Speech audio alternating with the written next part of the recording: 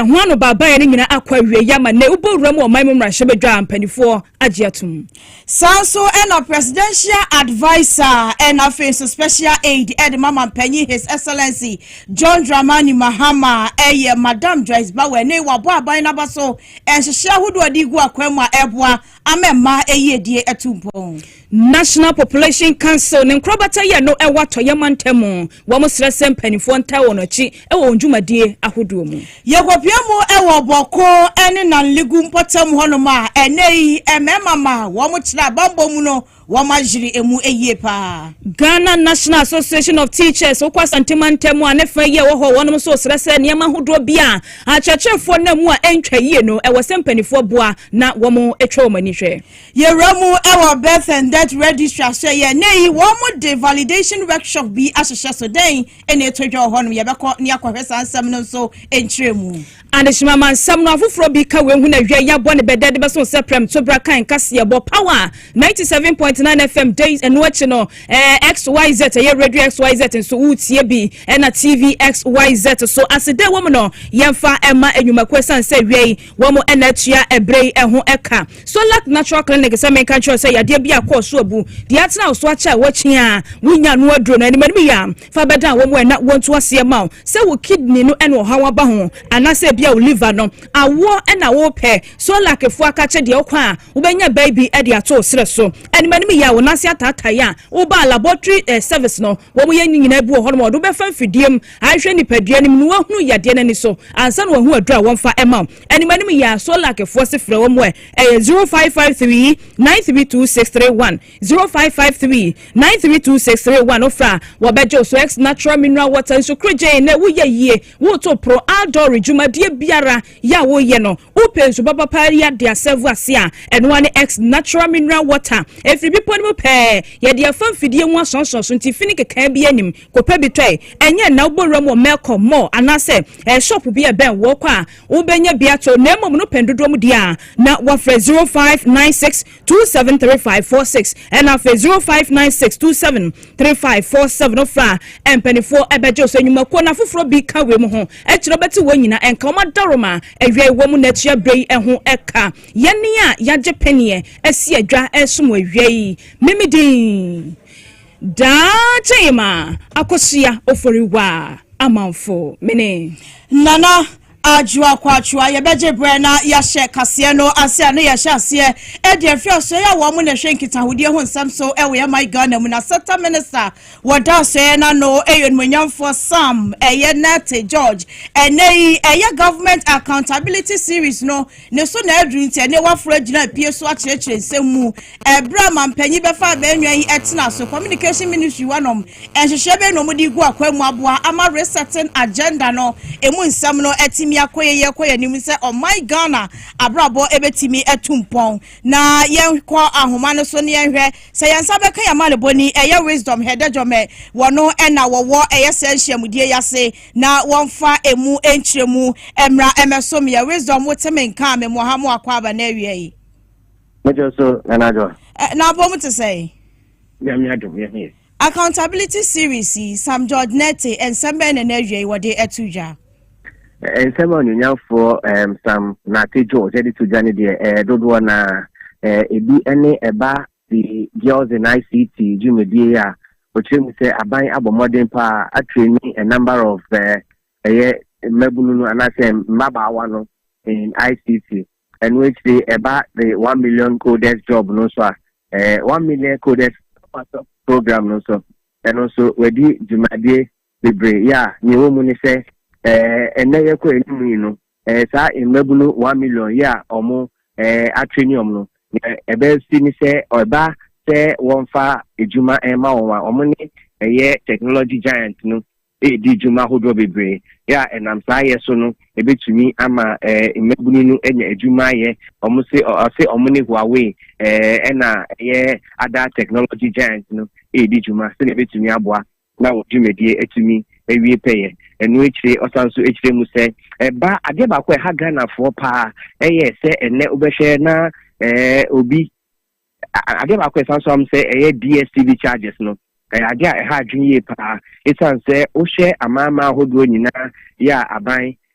edi DSTV jumedie edi jumana na ehu ebe hia se almost pricing range no ewo Ghana na ya dia Ghana for de ewo so yie pa ne senti no obehwe se ye koye nimu no mama DSTV up to the next 6 days. The next 6 days. And then ochine ya no say omo ahwe no mo reduce omo prices na idea you send ye kwa music kind no you can pack and go if you leave me na your own case. Stamp Nate George ochine say Multi-Choice Ghana. I made the announcement that I had directed Multi-Choice to be present at the ministry for a meeting. At that meeting, we requested a 30% reduction in pricing for subscribers of Multi-Choice Ghana's packages. The meeting addressed public concerns about affordability, value for money, and fairness in service delivery. I made clear the ministry's expectation that pricing structures had to be responsive to Ghana's current economic context. I made a formal request of 30% reduction in the package pricing and gave a deadline of July 21st for a formal response from Multi-Choice. On the 21st of July this year, I received a 9-page letter from Multi-Choice detailing why they were refusing to reduce their pricing. Now, Chasania, your quotier, your software, no, and was shanking town with your own Sam so, my Ghana mo, a young winner for Sam George, and what didn't you move at to German boy, and then with senior wisdom, head a jome, and what the best of me. Adishmama yantu ansamle so na yankoye nimna Ghana mampanyi His Excellency John Dramani Mahama nei wajina ni mudie mu nam so ama soafo abedi ekire beyam yensa bia wo pa wonu mu ewo mai emu no wo mu asai ya sabre no waji wonu mu atum sampa soafo abedi ekire wo hyase na wo bodwumadene ade abo man Ghana empuntuo wo mu ene omanyamfo dokas afo tofe wono yemrahemedwani a wojamade hye ya wo mu odwomra boton pesua no so se no wono ne so for bedi ekire ya wo hwe man Ghana akobadie ehu sensem so de otoso eye onumonyafo James Jachi question wono eye sense out mrahemedwani se wono ene mrahemedwani abedi ekire ya wo hwe man ni amahodo so entem kitawudie ehu sensem so ena de otoso miensa eye onumonyafo Mohammed Adams eye superu wono so eye sisala West mrahemedwani wono so se no wo ye mrahemedwani anase so for bedi ekire ya wono ehwe communication any digital technology and afa innovation eso and Dr. Grace Ayensu Dankwa esikado ketan mrahemedwani enono so afọ be de eche ya say wo behwe ya pomude ehonsam eso enono na ide mampanyi abwa ma wo mu ahai ya wo mu bebo adwumadene ede abo man Ghana no na mampanyi etuo mfo say dwuma no ode ahye wo mu nsa no won kan hunu say no eye research agenda ena ye di edi dwuma e wo Ghana ha say etuo mu sector ministers no won hwe so obeta wo mu achi na dwumadene wabo ede abo man Ghana empuntuo. Ours is a disciplined administration, one that never abandons its social responsibilities, even in the pursuit of economic stability. Leadership, as I've always said, is not about austerity alone, it's about choices. And we're choosing to spend wisely while investing boldly. As newly sworn in deputy ministers, you are now part of a team that is restoring Ghana's economic and institutional foundations. But more than that, you are now custodians of the Ghanaian people's trust and their expectations. This is not a ceremonial role, it is a solemn duty to our people. You are to serve with humility, honesty, diligence, and accountability. Ghana does not need ministers who are inaccessible, arrogant, or aloof. Ghana needs leaders who will listen, who will act, and who will deliver for them. I therefore remind you once again to comply fully with the Assets Declaration regime. Adhere strictly to the government's essential travel policy. And before you leave the presidency today, make sure you obtain a copy of the Code of Conduct for Political Appointees. You must make that code your compass. It should be your second Bible or your second Quran. Read it diligently and let it guide your conscience and your conduct. Let it remind you that public office is not an entitlement, it is a covenant with the people of Ghana. Additionally, you must work with your ministers as a team. The Constitution says that deputy ministers are appointed to assist their ministers, not undermine their ministers. And so work as a team with your ministers because our objective is the same. Wei Ghana man panyi His Excellency John Dramani Mahama ena yase ne nkanya sabra sofo be de chefoforo ya wo mo so ye gi wo mo atum so mo mebo adwumadene no wo tu wo mo fo se ba wo mo bai no Ghana fo to abama kandifo na Ghana fo abribia ye hwani mu se ya kandifo wo mo di animu no wo mo be ye adwuma pa de asom yen sa pepepe ene ye hwani mu se wo mo so be ye asset declaration so ya de hu hia wo mo bai no wo se ni manimu ya wo mo hwe na wo mo tu sa Mono.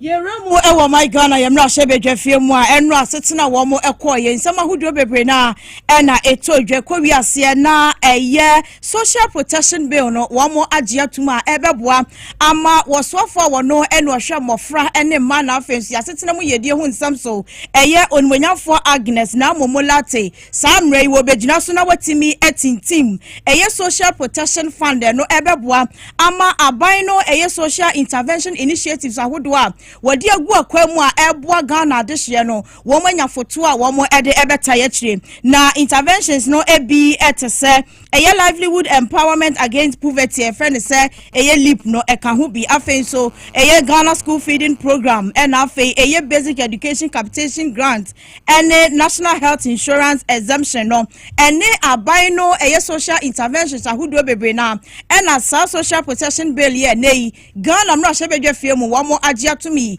ebeboa amoswafo a woda asweye ano no atana chi na watimi apefutuo bi ode beboa na saa enhyehyeye we ni nyina no etimi edidwuma se de se efata na wo mo pass bill no ewieye na oswafo a wono ene wo hwe ma ne mofra na afensi asetena mu yedie ho nsam so onwanyafo na momolate eda na di se saa bill ya yagye atumi ebeboa papa ama enhyehyeye ahodom de begu akwamu no wo mo ahyemu ekena na aboa ama social interventions ahodo aban wei ede eba no ataye kire amatimi aye adwuma sede se efata kyese no kopie mu ewo mrahye bedwam asansem ni bi na eto eye edwa na presidential advisor Wanua esanso ye special aid ede Ghana mampanyin eye John Dramani Mahama eyon monyamfo eye Joyce Bawa ene wodi abasobo a emu odin ye pa ekọ ede Ghana mampanyin se wo bo adwumade ne titiru eba no dibre ahodo a wodi amama e wona mamu imu a enche ye bia ne na no eye affirmative action bill wo mo pass ye egitu ma no ebeboa mema etimi anya dibia ahodro ni bebre na eba na mamu ne se ema so contributing on my Ghana ye development ho ensenkaye mu a na wadi nsem wei etudwa wabra na 2025 eye campus edition edema jumedie bia na summit anedin ede obesima summit etudwa na Joyce Bawa ede sansem wei eni asedani abasobe mu odin ekwade ma mampanyi. Want is to encourage the young female to believe in themselves. We want to encourage a future where women stand up to be counted. We also want to stand for a future where women can take themselves out of poverty. It only takes an empowered woman to actually empower yet another. And so I believe that this begins a certain value chain. It creates a certain understanding. It creates a certain opportunity. You know, for our part as government, I believe that President Mahama has put in place every good policy to enable the young Ghanaian woman or man thrive in entrepreneurship. It is why I spoke about the Big Push agenda. I spoke about the National Enterprise Project. I spoke about the Codes for Women project. I spoke about the STEM project. I spoke about also the conditions of a digital economy and why President Mahama believes that this is something that we must all take very, very seriously. I also spoke about the Women's Development Bank, which will be led by Her Excellency, the Vice President, Professor Nana Jino Pokwajima. It is actually a bank that will be serving groups and associations such as this one that we are launching today. So I look forward to a more empowered Ghanaian female. I look forward to a more independent Ghanaian female. I also look forward to a better Ghanaian entrepreneur. And I'm looking forward to my association with this fantastic group of young women in business. Now, just any a presidential advisor, one was a special aid at the Magana Mampenny, John Dramani Mahama, a year Madame Joyce Bauer, Edward Disa in some way at Tuja. Na yensantin simwe ewo man Ghana mrahye bedwa fie na yenyina nim sem dada se mid year budget review no ekoda proso ewo mrahye bedwa fie nam so ema mrahye bedwa na wo mututu mu sre ne abasa ye debate ahodo ano baba ye ewo na koba se de wo mo agye atum na ansa no wo mo bagye atum no ano baba ya ahodo bi e koso na kyese dom kuma na fa no na wonte wo ho ase wo kwan bia so na pani ya wono na da dom kuma na no ewo man mrahye bedwa fie ye futumra shebedwani wonmanyamfo Alexander Fenyo Maken wogina simpie so eden sama hodo to dwa kire se mid year budget review no anano ada Dr. Kasiebo Atofosen ebegina simpie so wo mra shebedwa fie ho eden hu nsem betu dwa no wase hu tese nim wase hwi nim de na Ghana fo hwe nim senka bibi papa bi be firi mu aba no wo motena ase tutu mu sre ne abasa no bibia nimti wo mo felu o man Ghana se poto enu achi kura no wo bo NDC aban so bo se contractors ahodo bia wo ya kwan so no aban ba ye no wo bo ne ho asafo hene nanso wontimi ntua wo mu ka na wo ka ne po a kire Ghana fo se abreya na MPP amanyoko tie abanwa so no ye ka external debt ahodo bia na wo mu edie e wo memu e ka ahodo bia wo dide eye amahodo eso no wo mu bo homodin atua emfimpinu ne aduanum yenu pe ena niam mu koye den mom nanso to kura no wo mu de nhihye ye pagu akwan mu etu ho anamon a enei ama ne mapa ekoso Ghana ha wo wanyafo Alexander Fenyo Maken ensemunie. The mid-year budget review before us reads like a confession of failure. As my colleagues before me have copiously pointed out, behind every projection lies a story of incompetence. Behind every statistics, we find reality of a nation bleeding from self-inflicted wounds. The government has no ideas, no vision, no capacity to accelerate growth. They are undertakers disguised as economists, managing Ghana's economic funeral while calling it fiscal policy. What are the incentives for the private sector? A situation where instead of creating jobs, you are sacking our youth from having their jobs. Then you say you are creating jobs. What foundation are you mounting this vision on? Mr. Speaker, this country must not be subjected to PR gimmicks and political rhetorics. We want action, and the NDC must know that the clock is ticking. We do not have time. Your 4 years, almost 7 months gone.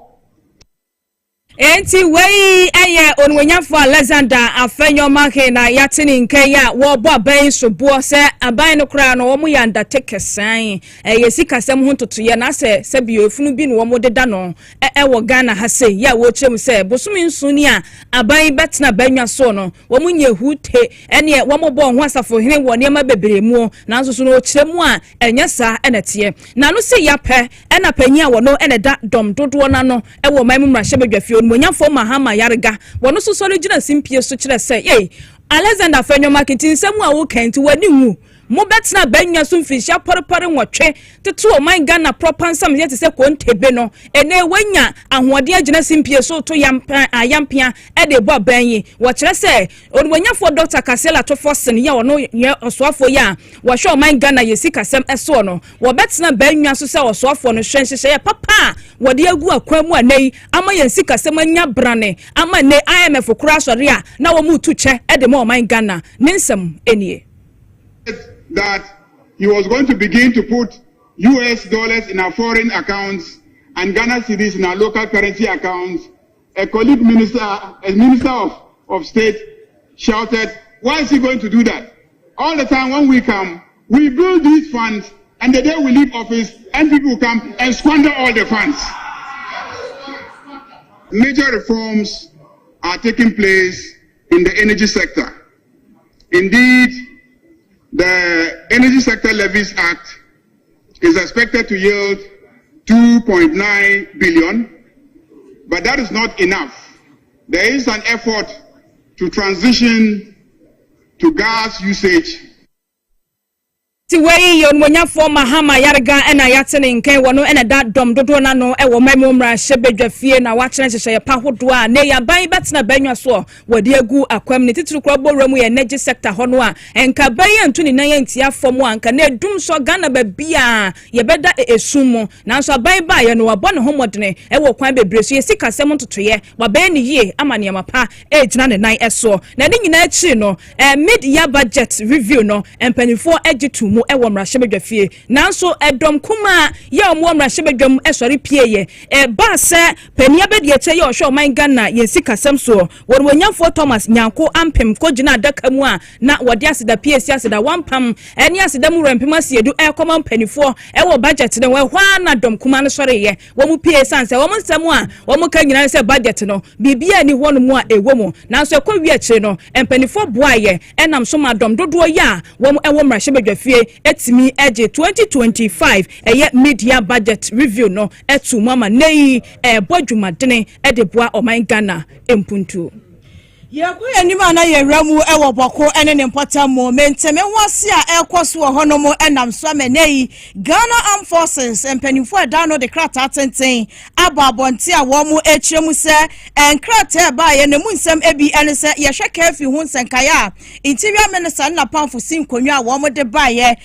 time na ba ye na nka wo mu sin ne bodumienu a adehia wo mu boko no ne mpota wo mu nkwada na bo anopa no nsi a wo mu ensori na nso empanifo ye nsakraye echire mu se ebo enwumre no nsi a wo mo nkwada ebo anopa no nsi a na wo mo asori na enkrata ni mu nsam na Ghana Armed Forces empanifo di tu dwase wo mo sre papa bloggers fo ya wo mo na ma be fo tenten video so a bibia ya twen yefo a na ye twa posti no afen so media personnel fo ne content created fo na wo ma gin tenten video yi eso abosu ni nyomu di adesede atu ye nyina yanim se enkrofo binum posti ya asrafo kasamfonyini bi toto abefo ntentafidie no so a emwa wondwumadi a wodi ewo bokosa asundue befa ne ntomapa de efra wo kiremu a wo hwesa kasamfonyini a womanfo posti a eye video chase dadadada bi a etwamu kura chase emfa dwumadie ne hyehyaya eye asrafo yi wo mudi ewo boko ho no so omanfo no posti pe na atwenkrofo adwe se ne eyesei na ekoso oboko wose ne ekoso no emwa wona na motu a wotu so obepira masundue afa ne ntuma pefra ewo boko ene ne mpotammo na chasewei ene nkrata efri wo mo aso eye eba na ewo boko nsem na emu a se de okopie mu ewo boko eye senior high school a tuo kasa ye ema chese adisuafo binum tu anananom ewo nsia doi na chese sukumpanifo sinkonwa ene GS ka 1 pound no ekire se ne sede be na bambo ho nsam adisuafo yi ebekoso comment no ene wo mu nyina sesa won kuku no nkaka nkofie ampa adisuafo de ose yoyo kofie nanso enche na final year student fo yi wo mu ba betro eye wasi ensohwenti na hu behia se wo mbesan aba sukuu mu abeje entete na no mu na nano matena nkonwa wo mu wo boko no ne mpotamo aya mamre ene amane ede apata na nanom sa dwobrɛw bambo ho nsam wo mu sere ede ama final year student a wo mu esan ababoko senior high school abeje entete na watro eye won sohwe na sa eye amamre wo mu ye mu ene ana amusini atungo Idrisu Kasim ene assembly member wo wo mpotamo no mu etwetwe nkomo na sei ene o kyerɛkyerɛ nsɛm mu efae. Doing this morning is just to purify the blood that was shed here, so that it will signify that that blood has been purified and the spirit of that person will not be here to disturb the other spirit who will come back. So this gives the indication of traditionally if somebody died, you have to purify the gods of the land, so that that place now will be safe. Now just anyway assembly member one potem honom na chese nchemu ali tu dwane nyina fa mamela na nanom ye ho nanu mu na headmaster wono no Bawku senior high school Reverend Abubila Abukali wono so the same way na tu dwa to find a lasting solution, and one of them the board of governors met the day before yesterday, and we came to a conclusion that the community in which the school is located, the Palwega community, needed to come and do pacification of the gods for the spilling of innocent blood. So the resolution was passed by the board, and then the community listed the items together with the leadership of the community, we mobilized the items and then we gathered to perform the sacrifice. I want to put on record that this is a sacrifice performed by the landowners. They own the school. The schools in modern days are owned by the communities. They are not owned by the teachers or the headmaster. So we are just here, doing what we are expected to do, but the schools are owned by the community. Now, Chesa, we a headmaster, no, and or Bawku Senior High School, I know the same what it just say, once by one of family, dear, some of Frana Bombo, when some Ebequay. Adishimama ya tuapem chobraka siya bono na yako ya nimu wansema hudu emo na National Population Council ne nkrobata ya no wato ya mantem no emo sabre wano den sema hudu watudwa ya womo esrese ohia muase abreni abreno empenifo beta wonachi ewo njumadiya hudu nyina emo na wonhwehwe mu ahudu bi ya wonma ye ewo mantem ni mu no mu kire mu a Ghana fodo do no a beye 1 million ena sabre no ye ka formal educational womo enya bi ewo man emo wo chese ni nyina ya de ha dwene pa na nu achi kura no chese ye mama ya ye mofra no ya chese wo hwe won fie nu abeye mfinhia edunum kopim mfinhia no edu enkron ya gina homa bo pen edunan 14% na sabre no wo mu si o magede mu Ghana hasa esan se ye kan mu masua he wo mu mfa wo mu hu nshem ye kan mpuntu a he wo mu emfa wo hu enshem enti ene wo si o magede mu sa nam so man prewanyinsa dodo no a ena ekoso a wo mu chem se we ya de ha dwene pa ye wo se empanifo hwe na won ani etimi ekoho wo de sansem wo nyina tudwa e wo Sharp FM so wa bre ya na nana benyi pencil eti adwamo ena wo de san chechemu etudwa 1 million people TIE they are not in education. Formal education. They are not employed. They have no training. Wow. When you scale biara, all sense and you may biara. Also, school is a format one could also on Yedma. No, why I don't go back. And Sam Crawford, a man, no way, I said they say, the best warm, your best support home, and you must see beer, a woman may bed in my society. Okay. I say, yeah, good. And I started to say about 14% of young girls between 15 to 19 years. Ladies. Okay. Have started giving birth. Between 14 and 19 of girls, 14% of Ghana have given birth, and I have already given birth. Wow. That is huge. Good. So even if it's 1% price is huge. Yeah. Not 14%. So she will mean like me say, it's in consonance with the team now. Yesterday and said we want to empower them. Yeah. We want them to have a family and then to have what? Inclusive decision. Openye tini nkai ayora Frank Asante woni ni pani se director ya wada National Population Council no ewatoye mantem no emo na no achi no oto aso kire se ebra so se ya manyofo ya kandifo no wo mo dwene Ghana fo hu yie paisan se to da ya na ebinum wo mo nya akwanya betra oman so anase ya mom dibre bia ya na wo mo nwene Ghana fo na so ya na mo nkan hu se ya Ghana fo kro ya ena to aba ema mo koduru sam pempen so nte dru bre te se ya mo ntwamoni enhwe mochi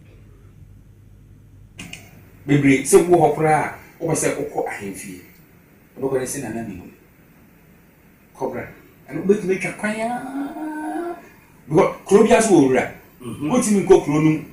enfiti nkasa abra o ma krompenifo na krowura fo no omumbu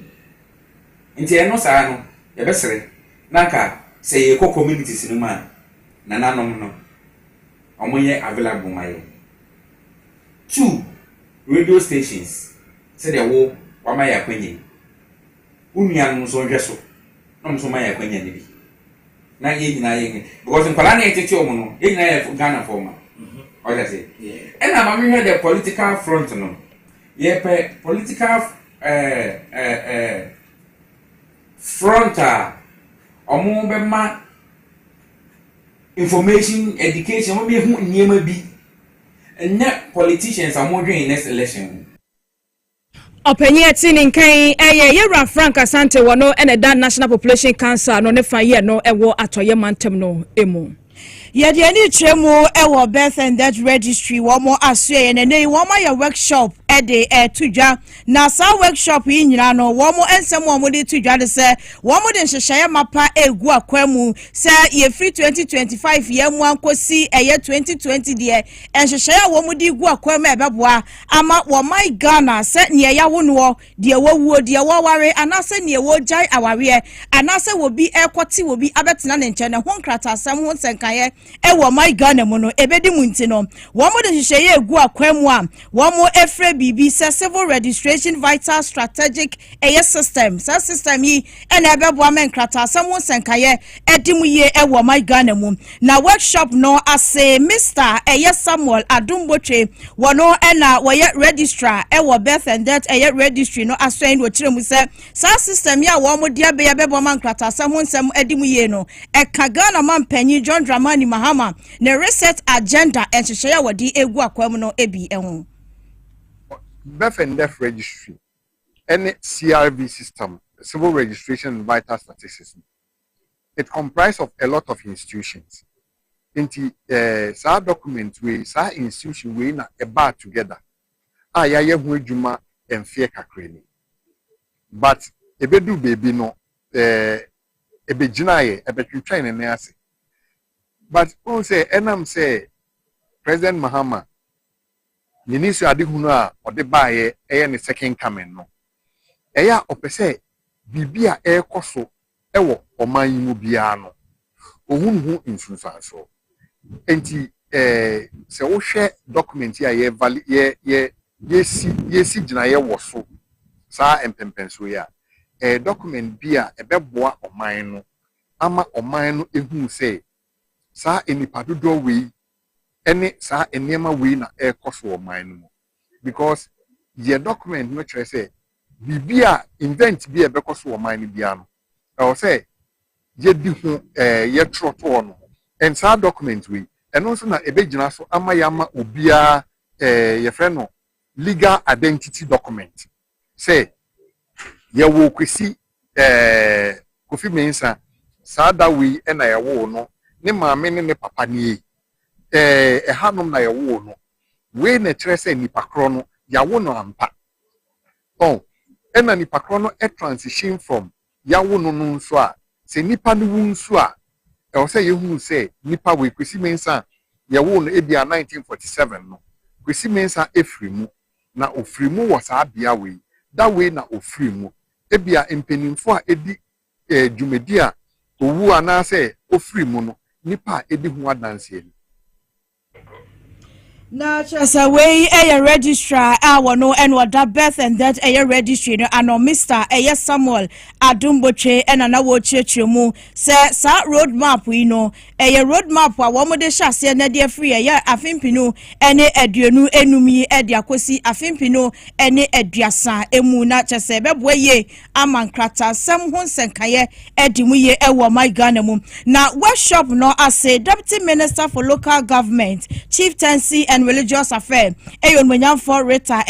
Odole Sowa okopie mu odwumedie na se wono so echiechiremu hia hu behia amasa enhyehyeye mpanifo edi egu akwam yi.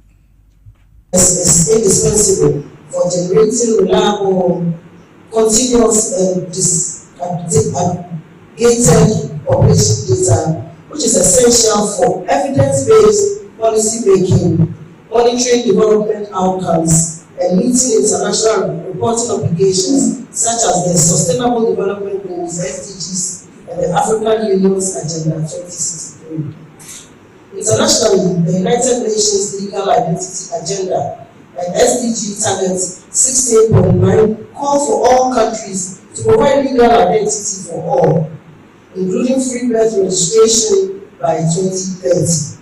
The Africa Program for Accelerated Improvement of Civil Registration and Vital Statistics also provides a continental roadmap to improve regional CRVS systems.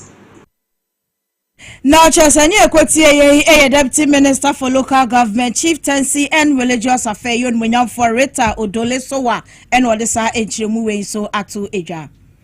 Yenso so na yenko piemo ewa santem mantam no emwe na Ghana National Association of Teachers yen nate ne faye no ewo mantam no emo na wode ensema hodo atudwa wo kyese achechefo etoda ya na wo mo hawo no de do so pa na no no wo kyese wonjumade hodo bi etai ekoso te se bi a workshop bi a ya wo mo ye online downloads bi a ya wo mo eye na bi okra na ko ba se wo mo license ni wu na o mo kwakoye renewal sika hodo ayi bi a ya wo mo echiechia no ya na twamene pa enti wonsen wani mi yampanifo hwe na wobo na ni nyina efa won system of friend say CPD point system a wo edidi dwuma na wo chese sa system we yade a etwa wo mu emene na dwem training edema Ghana National Association of Teachers ni fa ye no ewo asante mantem no emo chairman Tachi Prosper wo dwumade ya na ekoso year 7th quadrennial and 54th delegate conference ya na ekoso ewo mantem no emo no ena ogina simpie so edisa ensemi etudwa. The issue of renewing our license, which was to be based on point building, we are not against it, but we think that the system that had been put in place, established, wouldn't help our teachers.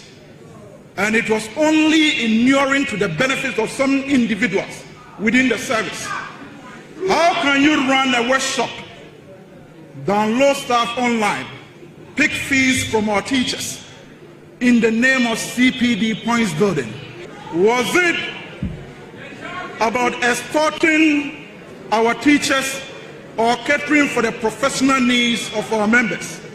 And I know you know the answer. Today, your licenses have been renewed. Going forward, I know mechanisms will be put in place to recognize. Openye tini nkai teacher Prosper wono ene dwem training dema nat wono fa ye no ewo asante mantem no emu eno achi no asante mantem so afo no nyamfo Frank Dr. Amwakohene de nanu nyambe piem wo sa adwumadie no achie na eno no wono so de tu dwa wo che se aban ye te so ndisi aban ya fato ho so se wo beboa ama nwuma sua timi akonkan na ayekra behwe ne sa hunti no achechefo no wonsem a wo kanyina no wo mo asom aban no ebetu ho anamon to even do more next year so that every child anywhere will be able to benefit from education and from your teaching as well. Beyond that, in February 2025, during the State of the Nation address, His Excellency pledged a 20% salary allowance for teachers who accept posting to rural and underserved communities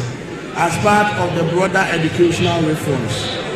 His Excellency the President wants me to assure you that this commitment is one that he holds dearly and is going to ensure that it is executed to the goal. To further deepen this commitment, His Excellency the President has rolled out that we should not construct any school without making provision for the construction of teachers' bungalows in Wey Dr. Frank Amwakohene ena yatene nke wono na da asante mantem no ano beto aso na yakoye nim nansa na no adwuma bi wose wopadehye bi animanimu ya wey woni a wonim etirebo wonim tirebo pa ye dia na kyerese watu anamon na wonso akwakoye adwuma sanse bosome ebeso no 1500 Ghana cedis ene wode be ma say ye kenro ana rasta etirebia no to anamon hacho enkra ha ya ena wonum ebutuo wo be fra homa na wone wonum ato ankomodie eso 0246473271 0246473271 ofra wonum ebejo so gentle step mother care ese awofo nyina wo yo batan a to anamon nebra gentle step mother care sanse ho ena ye nkwada dwosuom akwada taade a wo pesa ne opani bia ma memma wo mo woni nyina bi wo ho eno achikura bicycle ne tricycle nkwada de no ebi wo ho baby court per car seat baby walkers and high chairs baby bouncers ne swings ne nyina bi wo mo diapers ene nkwada nua ne nyina breast pump no about time no monko pa bi na montwe won ye man so de papa na so ne boda form se boko wo mo wo enkra ha ya Spinters road no eso wo be gas furniture wo de Absa bank no enedi enhwani mo wo betimi afre ahoman 0244 238477 and afre 0245 681085 for fra gentle step 4 ebejo so lift kit capsules no Medimosis clinic and herbal center for enakofadia bedwaman so eneye boama digestion adwuma ye onipadua no pa metabolism munsam enwachi kra no ehuru nipadua no efini kekan wa ya adokoro wama yade de bia eba wonipadua no eso no wonya lift kit capsules bi na so memene a ebetu ni nyina asedi ama eboama oliver no so boyie pa wonipadua no emu etubo pharmacy shop ana herbal shop bia mu Ghana ba bia ya ubenya lift kit capsules bi ato na emom no pemu nchechemu anane doso poma na wa frame Medimosis in penny 0244 068447 0244 068447 ofra or beje wo so ton ho XYZ Broadcasting Limited ye catch us say wo ye dwadini na sa woti yen kasa bre ya for wadwaton de ne bra na yenya ho bre emo ho dawro emfama o business se de tie bia se ye ketwa dantamu akese wo de ba ye benya ho bre na ya bo ho dawro kama e de amama so wadwaton de no etimi akonkan wo betimi afra homan na wajimu nchechemu de afrim panifo nchen 0533 825870 0533 825870 ofra wabeje wosom na mega cash lucky box no was say wudi sika eti wudi afa phone sisi ya na dial star 426 star 5 hash star 426 star 5 hash oba na kire se wa select station TV XYZ and XYZ na wona wudamu no enwachi kura no wutuba ku bia no a 5 Ghana cedis pe ubedi sika be 500,000 Ghana cedis umpe we na opedie NL Ford on stamp watim so enti we no nya kwankye die bia bowura mu na oso twabi na gisika efa egu botom ewie ye gina we so na ye twe ye ho age aboafo nkrato aba ye ba ensem dodo no akachira ye de ebeto am so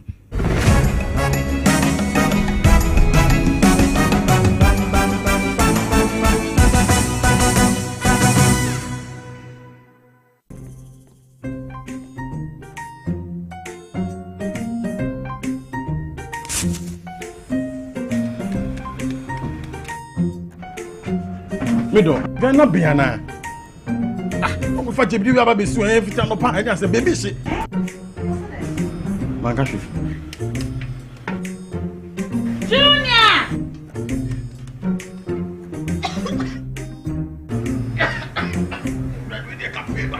I'm saying so now for maybe the no. Sister goes pa. It's only gas. I'm using the why. My why.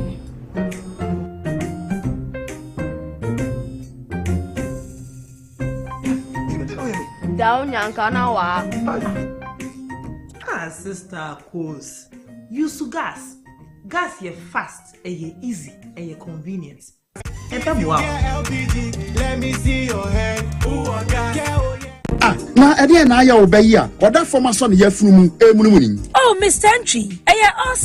also ya reya titi be benfie pi nanso ne yam nyo no da se me kire no ahodo amato a me hunu hwe a ebe ya nwanwa Menyi ni say what also tamfo Hexa capsules any Hexa mixture yanum bom kotia also no bia ma no anom anka ne ho ato no dadaada also dro de eno ne Hexa capsules any Hexa mixture akom ne nchiremu also ye kura eto yefunu ene ensunumu etuma wo yefunu ekeka wa wogire wo ho a enyi also etumi ema wo ye cheko ebra wadidi awie so how eye also de a compare Hexa capsules any Hexa mixture nanum bom na ho ebeto pedudu atu a ko okanshi drug lane Kumasi Dani Herbal Takradi AA Mensa Anafre 02038228555 Apefo abatan ya woma won mofra no fo ene mofra woni mfiedu mienu enka ho Hexa capsules ene ne mixture Asa tamfo edie age adwadie nkrato yi atom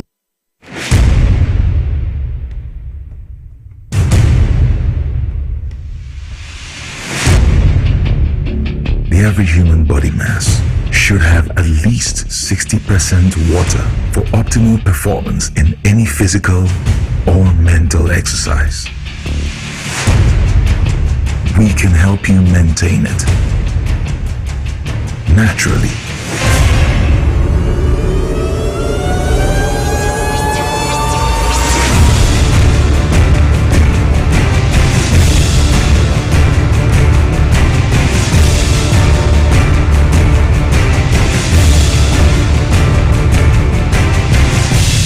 X Natural Mineral Water.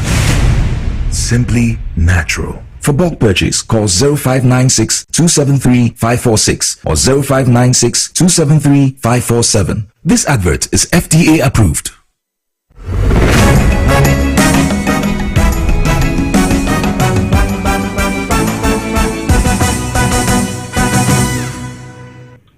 Yena se wajebre na watwen ye ami akwaje abofo nkrato ede abaye to awia premtobre ekasia no eso na kane board chairman ano da Ghana Airport Company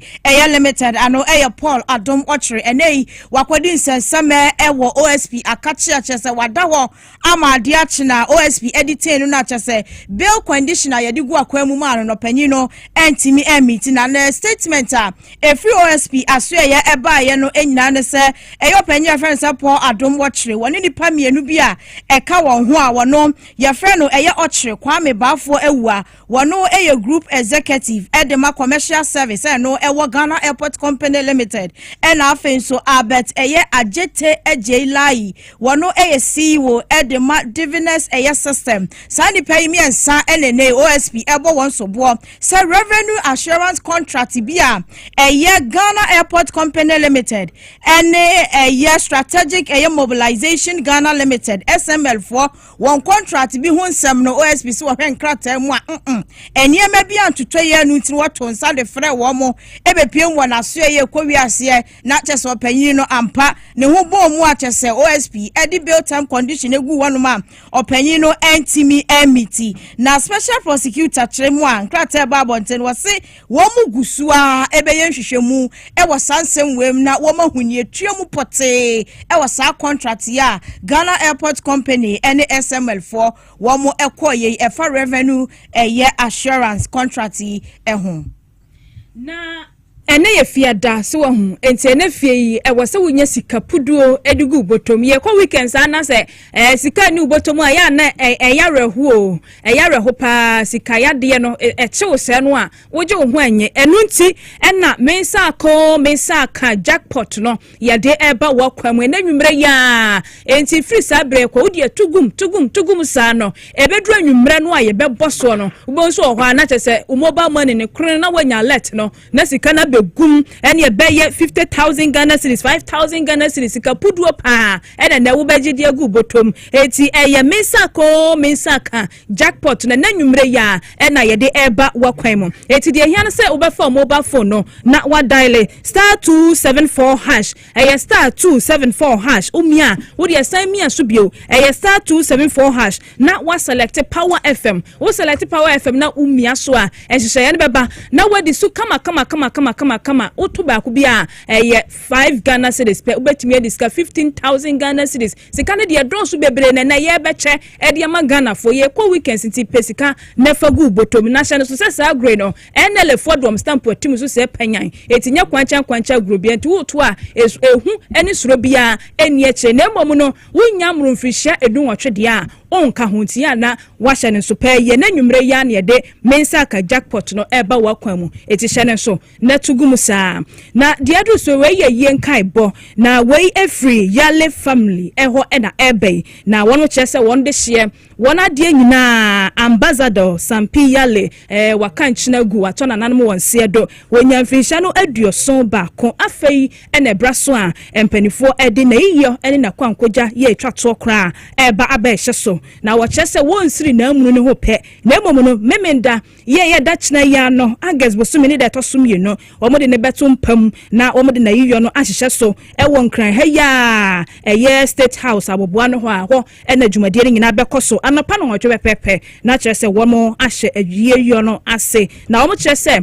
firi hon mu a womo be ma no private barrier womo be kope na amu ne kra be na emom no eye busuan nko a be ye private barrier etia na ma hye ne so eye ochana no na womo ebekope baabi na womo akwakokra womo edihye na womo kyese enu achi no womo kokra ne ba womo ba besi adwa ewo State House anim ho a na womo de ambassador Sampi Yale ayonka ni nyina ahyehye so ewo ho na ne kwasie da so ye no eye agesbo so me de toso miensa no abusia kyese womo beko Mount Olivet Methodist Church ye no ewo dansoman anopa no ndu pepepe na kyese womo akona asia som akoda urade ase wo firi ho pe obesan yakotena ase ewo St Benedict Sebros School ye no ewo dansoman na iyo ya aka ene nisika nom nisika nsan yes afata no womo enye emfanhye ni din animonyam ewie adehimama ye gina weso na awia premto braka se boy de besom wo no ye de nyina si asedankoma news team no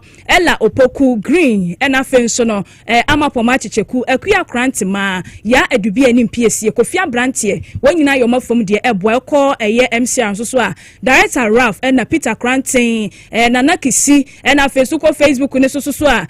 nate enso so ena boy yen manate na die ko Facebook ne so ba camera so so a camera so so a osofo Prince wogina echire ena edi Edmond enso eboy ye pam Elvis so so ejina camera no echi gifty ena siesie yen ema ye hu eye fefefe yen so a ye je penie esi adwa esum wo mimidin da chema akosia oforiwa amanfo mene nana ajwa kwachwa yadamu nyina ase